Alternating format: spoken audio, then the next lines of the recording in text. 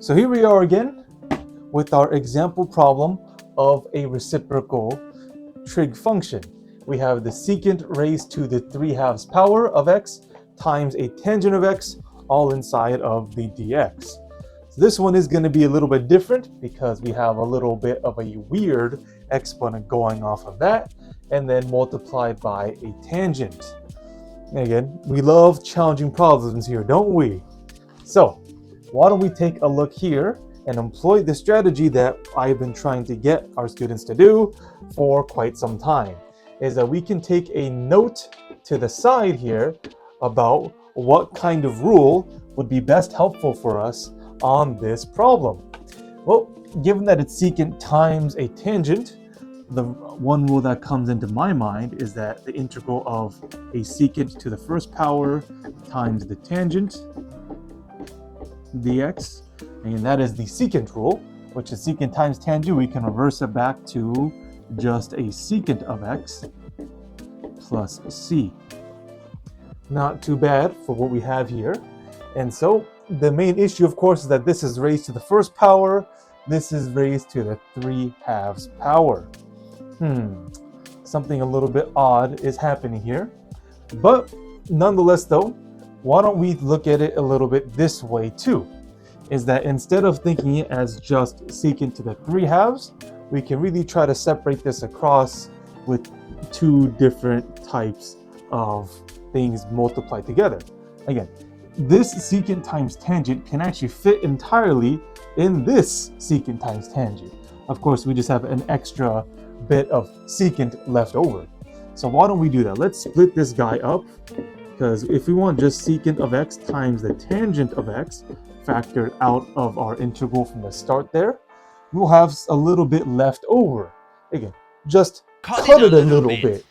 And so, because of that, we'd have a secant that's left over. Again, 3/2 power means that it's 1/2 power, a bit higher than just a 1. And the exponents can add to each other once they are multiplied. So this is just a reforming of this guy. And we have all of this at one part and all of that another part. How could that be helpful to us? Well, think about this, right? Which is actually the derivative of the other? Again, this rule is pointing out that if we ended up with a possible answer of the secant out of the integral, it actually expands to secant times tangent. And now that is very helpful, because although some people might call, if we just remove part of that exponent, then this must be the derivative, right, of our start here, right? And that's the starting part. Now, of course, you fell for the trap, because this is actually not the derivative. The secant by itself is actually going to be the starting part of the function, while this guy is actually the derivative. Oh yes, now we're starting to see a little bit as to how this happens. Because again, taking the derivative of a secant expands it to secant times tangent. So with that, we're actually going to have to go and make a different kind of proposed answer. Secant to the 1/2 isn't necessarily a very good proposed answer, because we are going to end up with a lower exponent after the fact. So let's think about this again. We want to end up with 3/2 as the exponent, but again, the main issue, of course, is that we need a 1/2 after the fact in order to deal with the secant times tangent in that way. Well, what if instead we thought about it like this? Because we have secant to the 1/2. Again, that's the ending result of the power rule. Again, this is the power rule coming in, because it needs to deal with a 1/2 as a result. While the secant times tangent, that's just going to be the result from chain rule, because after dealing with the exponent of the secant will need to be taken its derivative after the fact, with chain rule resulting in that. Very good that we're actually keeping all this in mind, I hope. But nonetheless though, what if our proposed answer though is that we're going to take the secant, but the main issue, of course, is that we need a power 1 more higher than the 1/2. And how interesting that is. That 3/2 seems like a pretty good proposed answer for our first part here, right? This is the first check of our answer. Like we always do every single time without fail, is that for every single one of our proposed answers, we will then check it with its derivative. So let's have a look here. Will everything match? Again, if so, all we might need to do is just change some of the coefficients so that it will match up exactly. But we want to make sure the bulk of our answer does match with all these functions that they gave us. So secant to the 3/2 power of x, and we take that derivative. What will that turn into? Well, as always, again, we even state ourselves, we have power rule first and then chain rule after the fact. So with power rule, we'll bring down the 3/2. It will become secant of 1/2 power times the x. And then now we need to multiply it with a derivative of secant itself without the exponent. And you bring it down one layer next from chain rule. So secant of x, that multiplies into secant of x times tangent of x. Oh, how lovely that our note really did come in clutch here. Is that by taking the derivative of first the power and then the actual secant function itself, we did line up exactly what we wanted. We still ended up with a 3/2 exponent of the secant, while still expanding with a tangent off to the side. Wow, that's pretty good. We've actually had all of this match up with all of that. But of course, we have that little bit of that 3/2 exponent there, which of course just means that we need to slap on a 2/3 coefficient that came off to the side over there. All right, so let's do our second check then of instead our, they're not 3/2, let's do that again. That's the 2/3. The 2/3 coefficient of this part that we just figured out of secant. Now again, the true form of the answer is 3/2 power of x plus c. If now we're proposing this with this slight little modification to the coefficient as the true answer to that integral. So one more time, we have to go and take its derivative just to make sure that we're actually matching everything up here.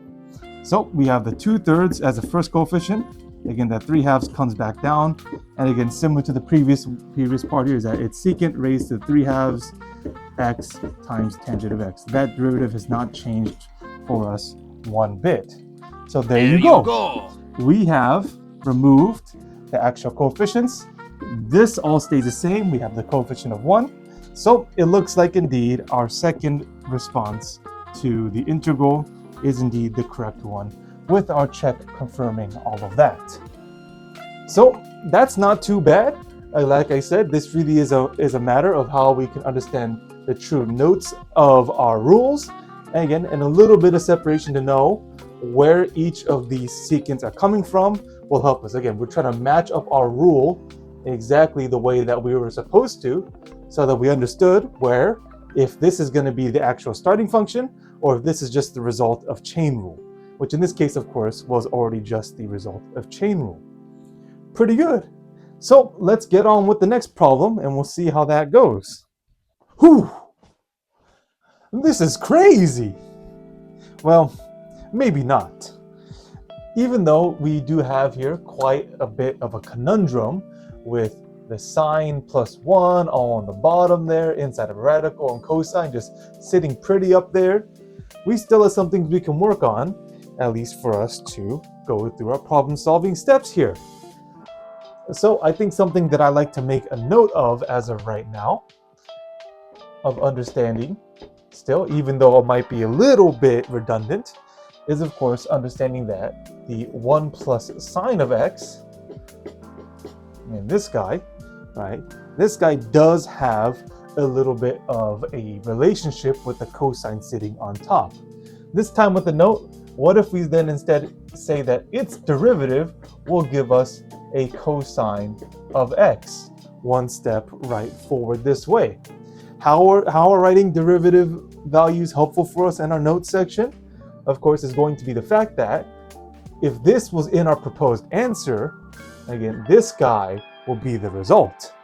Again, something that we can remember with ourselves as we check our proposed answers. So that's pretty good. That might come in helpful to us later, understanding that 1 plus sine of x might be useful in just a little bit.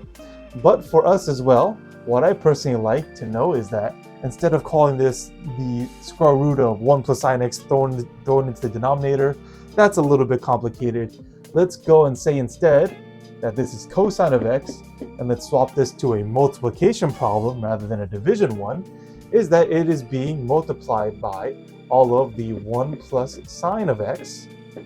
So that guy that was in the denominator.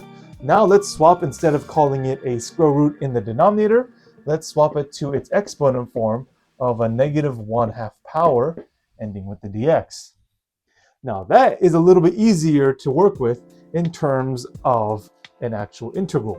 Why is that, of course, is that dealing with this is going to be, we're switching this from a power rule scenario rather than something with some denominators and all this other nonsense that's happening here. Okay, pretty good? I would say so. Because if we were to change this from the power rule from getting down to a negative 1/2 power, well, then it looks like our actual proposed answer then is that we need a 1 plus sine of x. Again, noting that if we're going to change this to a negative 1/2 power after our derivative, again, we're thinking about going backwards here, we're just going to have to add a whole 1 off to the side here to that exponent to make it the proper exponent for our integral. And so would you look at that? The resulting is that we get a positive 1/2 power on the sine. So with the plus c, this again will be our first proposed answer that we can take our mind on, just to see if, like we always do, its derivative can give us something that's close to the result of that integral. So let's have a look here. We bring down that 1/2 thanks to power rule. We'll end up with 1 plus sine of x inside of that parentheses still. And again, with the following result from power rule, it's going to be negative 1/2 and the exponent. And then, of course, we need to deal with chain rule. We need to now deal with this guy's derivative. Ooh, what do we write up here? How very convenient. Not understanding that chain rule is going to follow if we did anything with that 1 plus sine of x. That, of course, will lead us just to a positive cosine of x. That is very easily sitting just for us right there. Not a bad deal. So it looks like we had just about everything, right? We have a 1-for-1 match right there. That's pretty nice. And the cosine, of course, very miraculously waited for us. And now we just have that 1/2 waiting for us as a coefficient. So with everything else quite literally matching the way it should, let's get to our second proposed answer. And let's now get rid of that 1/2 coefficient. Of course, that just means that we need a fat 2 sitting right there. And then we need 1 plus sine of x, and then all raised still to the 1/2 power plus c. So again, all of this was still good. We checked that a-okay right there. And so let's try one more time with another derivative here, just to check exactly how everything looks like. So that 1/2 comes down as another coefficient. The 2 is waiting right there for it, as we caught it right in the act. And so everything else derivative wise matches exactly the way that it would have, because we just changed the coefficient. Very good. And so with that, those will cancel. Now, just to make sure that we know exactly what we're talking about, cosine is still sitting by itself now in the numerator, because that negative 1/2 power from all of this as the exponent will mean that we're going to swing this on to the denominator with the 1 plus sine of x inside of that square root. Plus, see, well, there's no plus c. What am I doing? T. Anyways, though, there is no plus c. This is the result of the check. So this does check out. We've hit everything exactly 1-for-1 at the start of the problem. And so what do we know? That our second proposed answer after the check is indeed the correct answer. Very nice. So that looks like that will be a wrap for our second problem. And so we'll see you with our very last rule for integration tomorrow. What fun. I know you're having a blast.